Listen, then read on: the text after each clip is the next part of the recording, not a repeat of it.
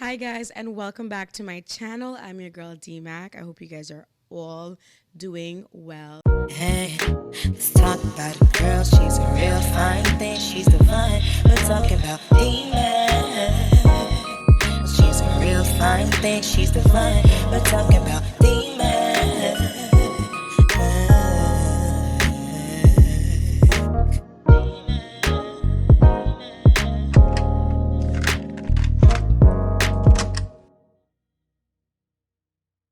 We are continuing our motherhood series. If you did not watch it already, I have my pregnancy journey up. I also have my labor and delivery up.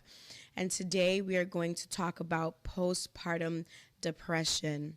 I want to talk about it because I feel like it's something that not a lot of women are able to talk about. So I want to be that person, at least for my surrounding or for people that aren't even aware of what that means and what that looks like. So we're going to talk about that today. But before we do that, if you haven't already, make sure to subscribe to my channel. Wow, my channel. To my channel. And hit that notification bell so that every time I post a video, you are to be notified. So let's discuss postpartum. I'm going to quickly read a definition on Google, and we're going to go from there. I'm also going to talk about what people don't tell you about pregnancy. So I'm just going to blend the two together. So here we go. Postpartum depression is a type of depression that happens after having a baby.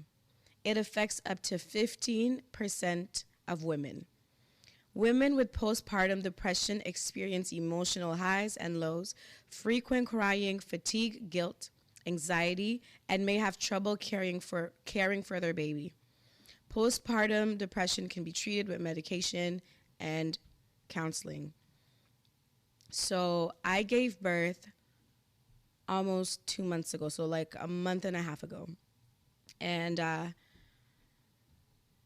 it's a real thing. Postpartum depression is a real thing, and I'm going to try not to be emotional. But postpartum depression can be looked upon differently for different women. So for me, I didn't have problems caring for my daughter after she was born.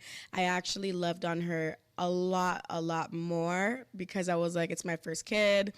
And that delaboring that I went through resulted to a miracle, you know what I mean? So if you watched my pregnancy journey, you would know that it was an abrupt blessing. I didn't really look for it, but it came into my life anyways. So I didn't really have problems caring for my daughter. However, I did have moments where I was very high and low. I would have days where I'm super happy, super excited to be in her midst. And then I would have moments where I'm super sad. And nothing really triggered it. I was just very sad. I was sad that one, my body was never going to be the same ever again. Two, I could not believe that for 8 months I had a growing baby in my belly. Three, I don't know if I was vulnerable enough in my pregnancy journey video, but when I was pregnant, there was a side of my placenta that was failing. So it wasn't forming properly, which was weird because I was 30 weeks then when I was told that. And I started panicking because obviously, in a way, that could mean that your baby's at risk. So when I gave birth and I saw the placenta, I was like, oh my gosh, you know what I mean? You go through that moment of shock. Your taste palette, so like all the things that I used to love, Sour Patch Kids, Mars bars, spicy chicken wings, things like that, I started to dislike them. And usually people say that after giving birth, you may not like those things still. And I cannot stand candy and chocolate and all those things that I used to like. People don't tell you about that. Things you got to know as well is that Some people lose their nails, like their nails crack, they become a little bit weaker. Some people lose their hair.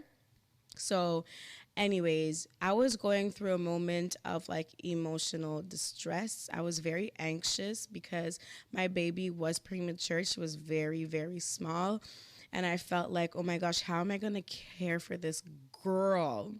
You know, and also, I was also depressed because I never had stretch marks on my belly. Never, ever, ever, ever. I had stretch marks around like my waist area, like inner thigh, but on my belly, no, no, no. So when I was pregnant, girl, I got all the stretch marks in the world on my belly. I was like, what happened to me?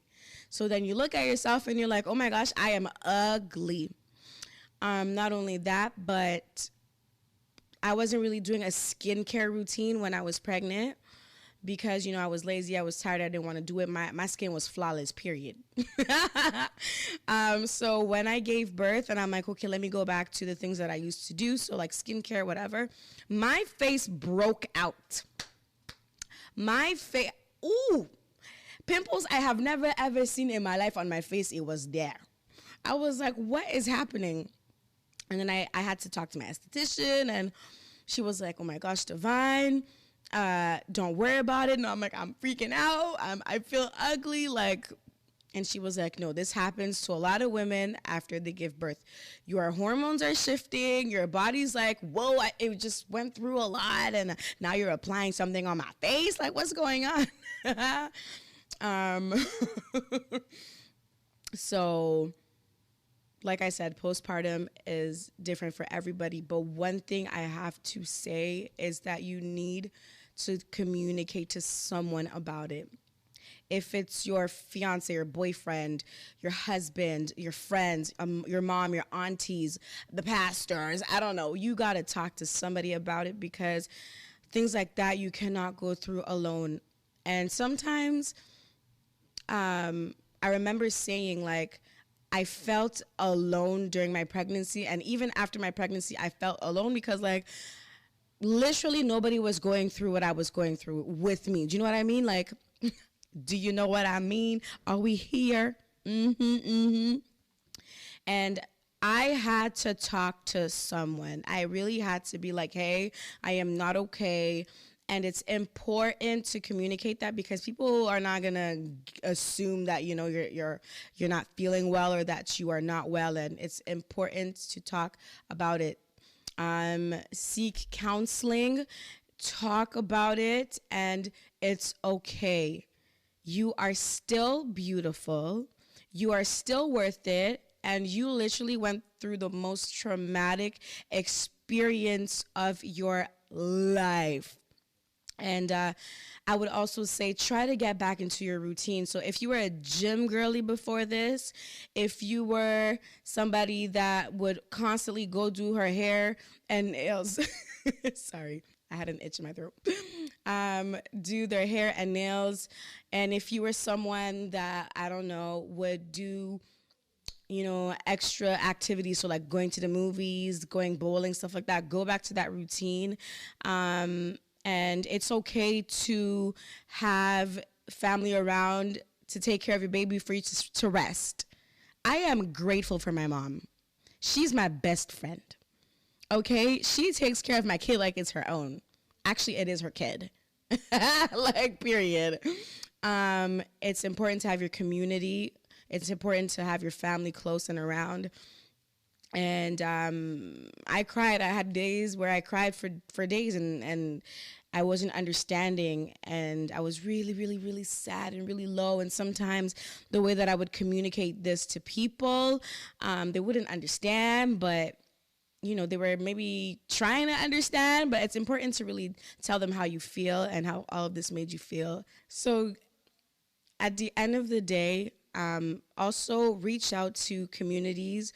I know Facebook, they have like pages where women that just gave birth, whether you're a single mom, whether you are a mom with 4 kids, I know there are communities like on Facebook that you can join. I know that there are also programs that you can join just for you to make yourself feel better again. And you are not alone. There are people that are literally going through the same situation as you, and it's okay to feel how you feel. If you got to cry, cry. If you get angry and nobody gets it, that's their problem. Be angry, okay? If you feel like you need to rest and you just want to give your baby to your cousin, please do it. Anything that will make you feel better again is so important. So I just wanted to touch base on that a little bit. So I hope you guys like this video. I'm continuing motherhood series. I'm also going to be vlogging with my daughter. I'm not going to show her face, but I want to do like a living with a newborn, like how it is living with a newborn, like the realities of that. And I'm going to do a vlog, and then I'm going to talk about it as well so that you guys can tap in. I also have a new series coming up, so good things are coming. Yeah. Not me being like Clay on Love is Blind. Yep. Woo! Anyways, guys, I hope you guys enjoyed this video. Make sure to hit that subscribe button. Like I said, that like button, comment, and share this series to all of your friends so we can all talk about it together. I love you guys so much, and until next time, bye.